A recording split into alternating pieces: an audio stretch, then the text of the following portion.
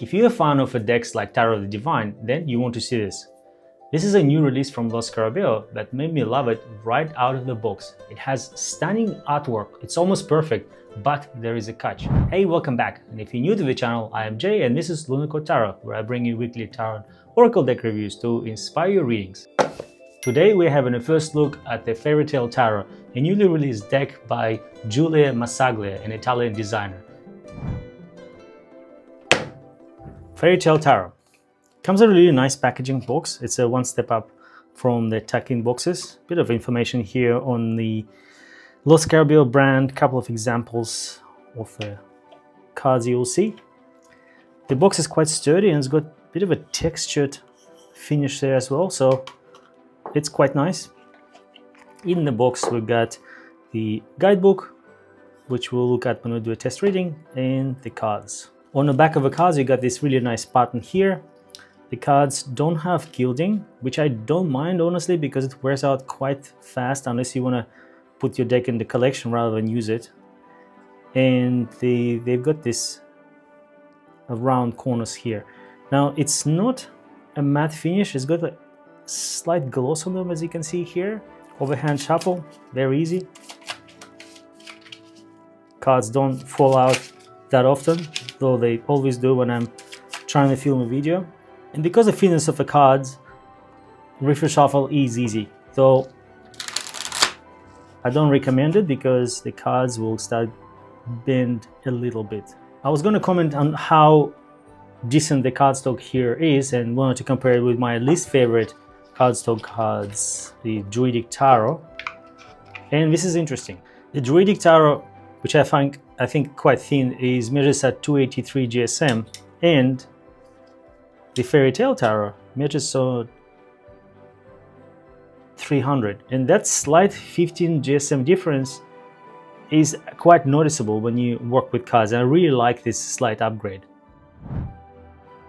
The artwork, which I find really stunning, is digitally hand-drawn. If you check out Julia's Instagram account, you see a lot of examples of the work, not just tarot but other things, and I really like them. I would call this style a classic post Lo Scarabeo. It's quite expressive and a little bit unconventional, but grounded in RWS tradition. And color palette slightly muted. It's earthy, it's bold. I think it's a quite nice alignment with the folk stories here. You've got a bit of red, a bit of blue, but overall they're not really punchy colors. And this is a RWS based deck, so if you know RWS already, you're gonna feel at home with this one. But what makes this deck really unique is the way the artwork blends with elves, trolls, satyrs, and it's not just for show. They actually work really well. Like, look at this one here, for example. This is a Queen of Wands and she sits in this tree. It's the same card but different take, but it's not very off-putting. Let me show you a couple of cards to illustrate this point. The King of Cups. You have a mermaid here, which is naturally blends in with the king wearing blue robe and the water. The Two of Swords. This is probably one of my favorite cards in this deck. Same take, but with fairies flying around. You may not see the water in behind, but there's blue indicating the intuition and wisdom. And blindfolded person sitting there is a bit more dramatic in a nicer way than the traditional RWS artwork. Five of Pentacles, I quite like this one. You remember those two people outside of a church? Now you've got this demon there who is also antagonizing them. Just quite a nice take. Also notice how it all blends together. Those cards, they don't feel like completely different stories. They come across as very cohesive story here. Four of Cups take here as well. Someone who is a little bit lazy, complacent, sitting there, and Fox looking at the person there with a bit of a disdain on the face or curiosity. Why aren't you looking at other things? This lady here, which I don't recognize with the tail, is trying to offer you. Different take on 10 of Cups. You can see there is a leprechaun here with the pot of gold and the rainbow. What a beautiful take. And you can see there's a bit of a rawness to the figures. It's a balanced deck, and I think it leans a little bit towards masculine to me. Just a couple of major arcana cards that I quite like. The Chariot, look at the the action here, this race is captured so well. It's almost like it's a shot from an action movie. The strength, different take, no line here, but equally you can understand what's happening here. This lady is taming dragon in this scenario with a similar hand gestures, holding its mouth. It's just beautifully done.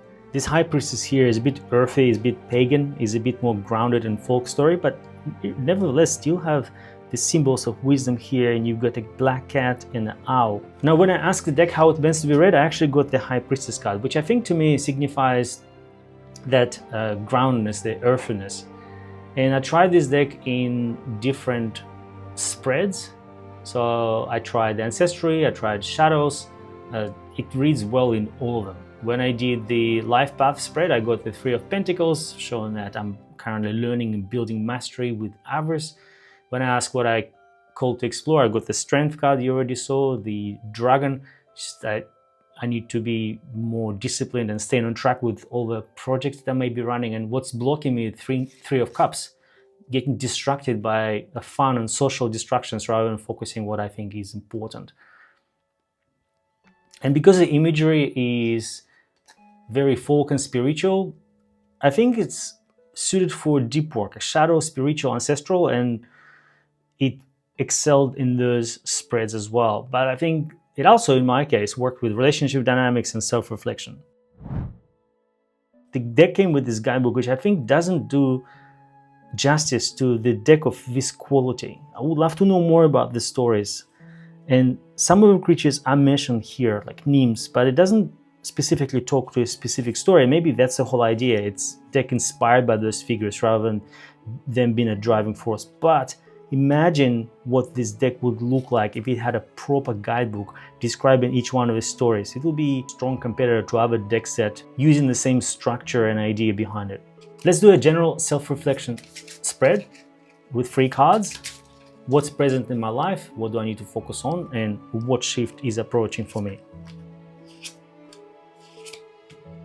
What's present in my life? It's a balancing act at the moment between practical matters, the work, videos, working and responding to comments, spending time with people in my life, my relationship. I'm juggling things at the moment. What do I need to focus on? The relationships of my life, people I care about. And what shift is approaching? The world. Something big is on the map, the completion of a cycle.